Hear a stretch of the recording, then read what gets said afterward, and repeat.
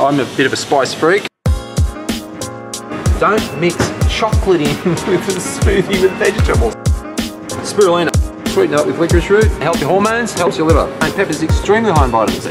Cinnamon lowers down diabetes and insulin levels. Garam masala, cumin. Will Valentine, he's a legend. 2 times stronger than the strongest manuka in the world, and it's Australian made. Don't go for the product that's been marketed the most, go for the stuff that's the best. Don't make it too thick, and you can put in magnesium, trace minerals, stuff that is essential to body function. I make these, it's $8, and stick it, oh my God, the knife stuck to the bottom of the magnetic motor with no moving parts, which Tesla was talking about 100 years ago.